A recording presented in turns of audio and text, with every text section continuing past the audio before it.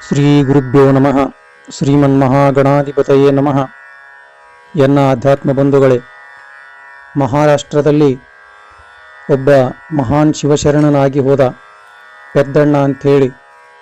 ಅಂತಹ ಪೆದ್ದಣ್ಣ ಉರಿಲಿಂಗ ದೇವರ ಒಬ್ಬ ಶಿಷ್ಯರಾಗಿ ಅನೇಕ ಪವಾಡಗಳನ್ನು ಮಾಡಿ ಶರಣರ ಒಂದು ಕಾಲಘಟ್ಟದೊಳಗೆ ತಾನೂ ಸಹಿತ ಒಬ್ಬ ಮಹಾನ್ ಶರಣನಾಗಿ ಜ್ಞಾನಿಯಾಗಿ ಮೆರೆದು ಹೋದ.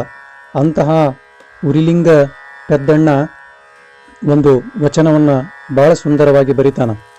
ಶಿವನೇ ನಿಮ್ಮ ನಾನು ಬಲ್ಲೆನು, ಗುರುದೇವೋ ಮಹಾದೇವೋ ಎಂಬುದಾಗಿ ಶ್ರೀ ಗುರು ರೂಪಾಗಿ ಬಂದು ದೀಕ್ಷೆಯಂ ಮಾಡಿ ಶಿವಲಿಂಗವ ವಿಜಯಂ ಗೈಸಿ ಕೊಟ್ಟಿರಿ, ಜಂಗಮವ ತೋರಿದಿರಿ ಅಂಥೇಳಿ ವಚನವನ್ನು ಬರಿತಾನ.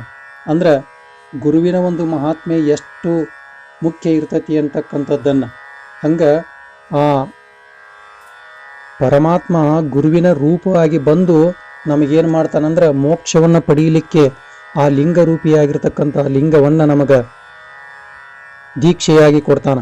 ಕೊಟ್ಟ ನಂತರ ನಮ್ಮ ಇಹ ಪರಗಳಲ್ಲಿಗೂ ಸಹಿತ ನಾವು ಏನು ಪೂರ್ವ ಜನ್ಮದೊಳಗೆ ಮಾಡಿರ್ತಕ್ಕಂಥ ಕರ್ಮ ಆ ಎಲ್ಲವನ್ನ ನಷ್ಟ ಮಾಡ್ತಕ್ಕಂಥ ಶಕ್ತಿಯನ್ನು ಆ ಗುರು ಏನು ಮಾಡಿರ್ತಾನಂದ್ರೆ ನಮಗೆ ಕರುಣೆ ಮಾಡಿರ್ತಾನ ಅಂಥೇಳಿ. ಇದು ಕಾರಣ ನಿಮ್ಮ ನಾ ಬಲ್ಲೆನು, ಎನ್ನನ್ನು ನೀವು ಬಲ್ಲಿರಿ. ನಾನು ಯಾಕೆ ನಿಮಗೆ ಶಿಷ್ಯ ಆದೆ ಅಂತಂದ್ರೆ ನಾನು ನಿಮ್ಮನ್ನು ಬಲ್ಲೇನಿ ಅಂತಂದ್ರೆ ಅರಿತುಕೊಳ್ಳುವುದಂತ ಅರ್ಥ ಅಲ್ಲ. ಆ ಗುರುವಿನ ಅಂತರಂಗದಲ್ಲಿರ್ತಕ್ಕಂಥ ಅಂತರಂಗದಲ್ಲಿ ಅಡಕವಾಗಿರ್ತಕ್ಕಂಥ ಪರಮಾತ್ಮನ ಶಕ್ತಿಯ ಅರಿವನ್ನು ಮಾಡಿಕೊಳ್ಳುವುದು ಏನೈತಲ್ಲ, ಅದಕ್ಕೆ ನಾವೇನಂತೇವೆ ಅಂದ್ರೆ ನಿಮ್ಮನ್ನು ಬಲ್ಲೆವು, ನಿಮ್ಮದೆಲ್ಲ ಗೊತ್ತೈತಿ ಅಂತ ಹೇಳ್ತೀವಿ. ಅಂದ್ರೆ ಕೇವಲ ಬಾಹ್ಯದಕ್ಕೆ ಕೇವಲ ಹೊರಗೆ ಕಾಣೋದಕ್ಕಲ್ಲ, ಅಂತರಂಗದ ಶಕ್ತಿಯನ್ನು ಅಂತರಂಗದ ಗುಟ್ಟನ್ನು ತಿಳ್ಕೊಳ್ಳೋದಕ್ಕೆ ಏನಂತ ಕರಿತೀವಿ ಅಂತಂದ್ರೆ ನಾವು ಬಲ್ಲಿದ್ದೀವಿ ಅಂತ ಹೇಳಿ ಕರಿತೀವಿ. ಅದಕ್ಕೆ ನಿಮ್ಮ ನಾ ಬಲ್ಲೆನು, ಎನ್ನನು ನೀವು ಬಲ್ಲಿರಿ. ಆದ್ದರಿಂದ ನಮ್ಮ ಮನಸ್ಸು ನಮ್ಮ ಅಂತರಂಗ ಏನೈತೆ ಅಂತ ನಿಮಗೆ ಗೊತ್ತೈತಿ, ನಿಮ್ಮ ಅಂತರಂಗ ಏನೈತೆ ಅಂತ ಹೇಳಿ ನನಗೆ ಗೊತ್ತೈತಿ. ಇದು ಕಾರಣ ನಾನೇನಪ್ಪ ಅಂದ್ರೆ ನಿಮಗೆ ಶಿಷ್ಯನಾದೆ ಅಂಥೇಳಿ ಬರಿತಾನೆ. ನಿಮ್ಮ ಶಿಶುವೆಂದು ಕರುಣಿಸಿ ಪ್ರಸಾದವನ್ನಿಕ್ಕಿ ರಕ್ಷಿಸಿದಿರಿ. ನೀವು ನನಗೇನು ಮಾಡಿದ್ರಿಪ್ಪ ಅಂದ್ರೆ ನಾನು ನಿಮ್ಮ ಹೊಟ್ಟೆಯಲ್ಲಿ ಹುಟ್ಟಿದ ಮಗ ಅಂಥೇಳಿ ತಿಳ್ಕೊಂಡು ನನಗೇನು ಮಾಡಿದ್ರಿ ಅಂದ್ರೆ ಕರುಣಾ ಮಾಡಿದ್ರಿ. ಆಮೇಲೆ ಪ್ರಸಾದವನ್ನು ಕೊಟ್ರಿ. ನೀವು ಶಿವಪೂಜೆಯನ್ನು ಮಾಡಿರ್ತಕ್ಕಂಥ ಆ ಶಿವನ ಪ್ರಸಾದವನ್ನು ಸಹಿತ ನನಗೆ ಕೊಟ್ರಿ. ಅಷ್ಟ ಯಾಕೆ ನನ್ನನ್ನು ಸದಾವಕಾಲ ನೀವೇನು ಮಾಡಿದ್ರಪ್ಪ ಅಂದ್ರೆ ರಕ್ಷಣೆಯನ್ನು ಮಾಡಿದಿರಿ.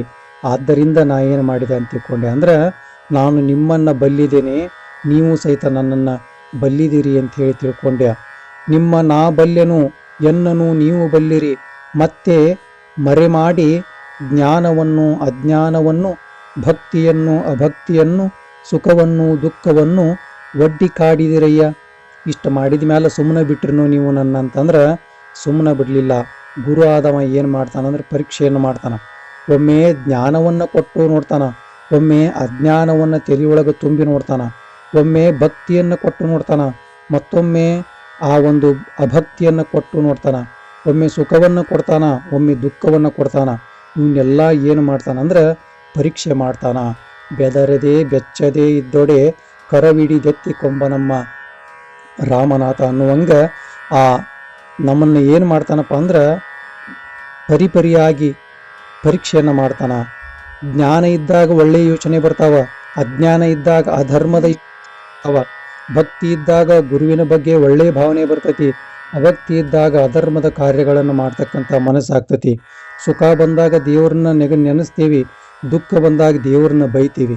ಇವೆಲ್ಲಕ್ಕೂ ಮೂಲ ಕಾರಣ ಯಾರು ಅಂತಂದ್ರೆ ಆ ಗುರುವಿನ ಒಂದು ಕೃಪೆ. ಅಂದ್ರೆ ಮನಸ್ಸು ಪರಿಪಕ್ವ ಆಗೈತೆ ಇಲ್ಲೋ ಅಂತಂತ ಹೇಳಿ ಪರೀಕ್ಷೆಯನ್ನು ಮಾಡ್ತಾರ. ಇವೆಲ್ಲವಕ್ಕೂ ನೀವೇ ಕಾರಣ.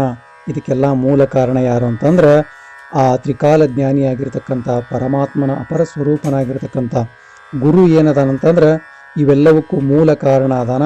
ಇದು ಕಾರಣ ನಿಮ್ಮ ಬೇರೆ ಬಲ್ಲವರಿಗೆ ಎಲೆಯ ತೋರಿ ಆಳವಾಡಿ ಕಾಡುವರೆ ಕಾಡದಿರಯ್ಯ ಉರಿಲಿಂಗ ಪೆದ್ದಿ ಪ್ರಿಯ ವಿಶ್ವೇಶ್ವರ ಅಂಥೇಳಿ.